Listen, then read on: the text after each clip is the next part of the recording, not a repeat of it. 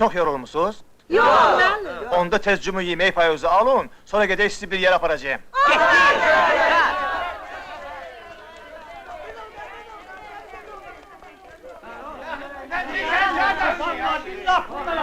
Yalancının bile buradan faşist olur. Hayır ki olur. Hiç sıra satma. Hemen gir. Yine tuş aşağı da. Yo dayda, yüz vurma. Almadı ki. Sərf eləmir. Sabunun var. Sabun tapsan mənim üçün də alarsan. Hər sabuna 2 banka şirin süd verirəm. Alman işgalçılarda ölüm. Kızlar!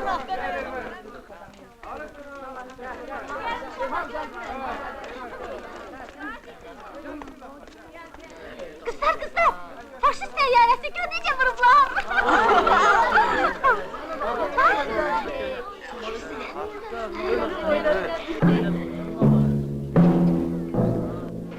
Messerschmitt'dir bu. Messerschmitt yox, Junker. Neye göre deyirsən ki, məsələ şimdi deyil? Bizə hərbi dəstə təyyarələrə, tanklara, bir də gəmilərə aid nə varsa hamısını başa salırlar.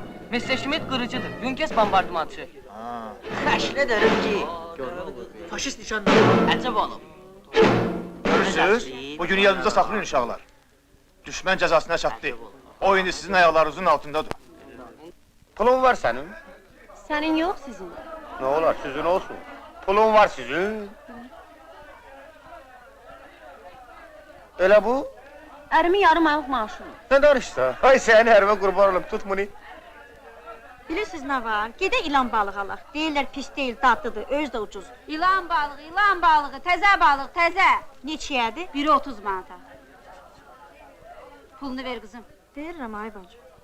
Bəs siz niyə almırsınız? Qorxuram onlardan. Verin görüm.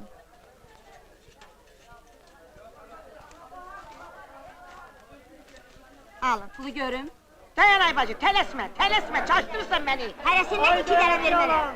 Yaxşı tutma, nəzəri, eşli. Satmırıq. Öz bacım, ya qardaş, çek. Mənə bax. Əki, qoşun biriyib aləmi. Deyəsən ablamıdır, ay bacı, ay bacı. Vatandaş senedini.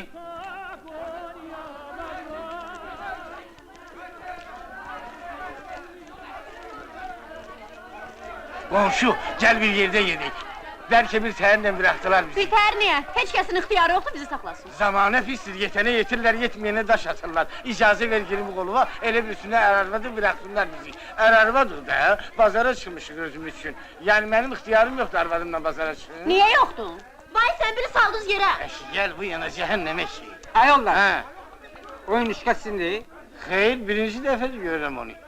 Yox, sizindir. Allah hakkı benimki değil, ben hiç onu tanımıram. Benimki olsaydı gelerdi yanıma da. Ha, indüskə də toğucu kimi bir şeydir. Sahibin gören kimi gelir yanına. Bu iş benim yüzüme de bakmak istemiyor.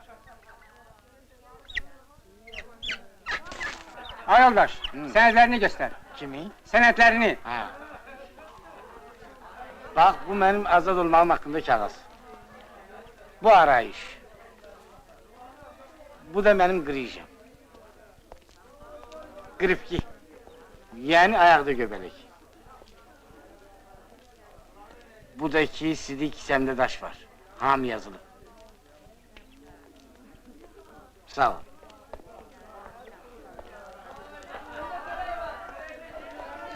Yani benim ayda bir defa arvadımla pazara çıkma ihtiyarım yoktu. Keçeriz.